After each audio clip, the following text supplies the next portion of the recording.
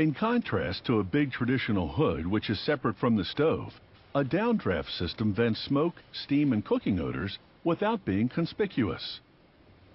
The ventilation unit is actually part of the cooktop, and that opens up a lot of kitchen design possibilities.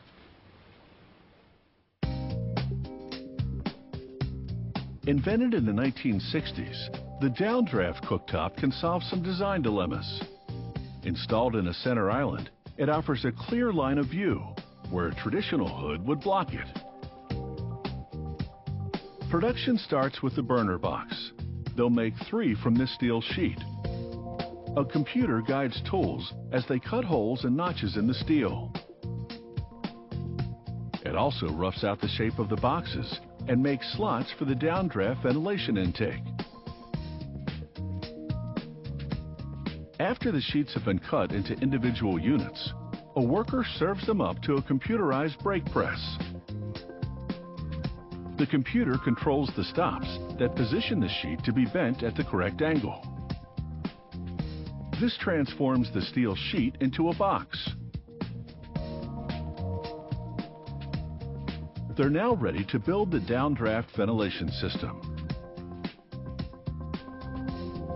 The worker inserts the fan blower and motor into an assembly fixture. He then places a metal part known as the plenum over it. The plenum is the intake duct. He places a mesh guard over the opening through which steam and cooking fumes will flow. He secures everything with 4 nuts and studs.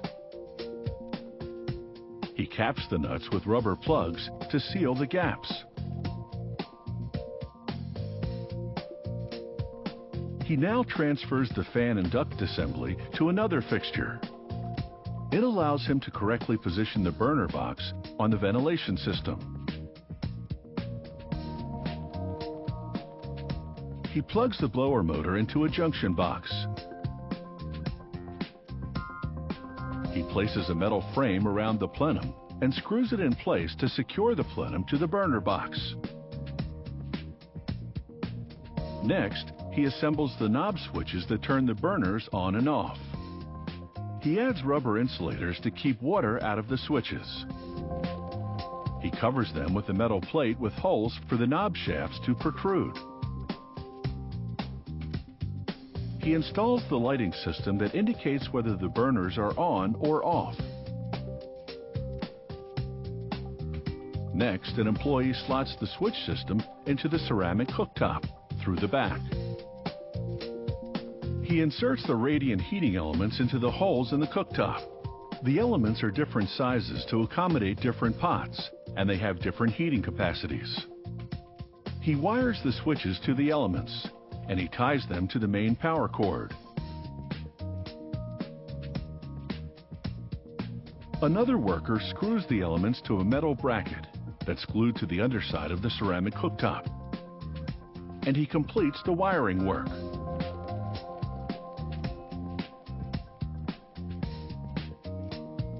The ceramic cooktop is complete and ready to be joined to the downdraft ventilation unit. He aligns the hole in the center with the intake duct. He feeds the wires from the cooktop through holes in the burner box to the junction box. He screws the junction box to the bottom of the burner box.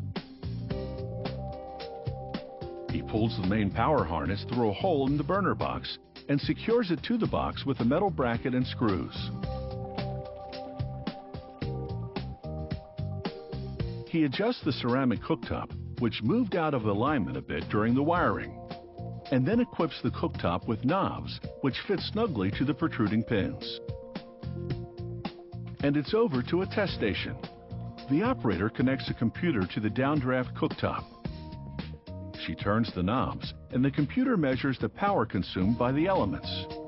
Some elements are the same size but different wattages. The test confirms that the elements are in the correct slots and that all burners are operational.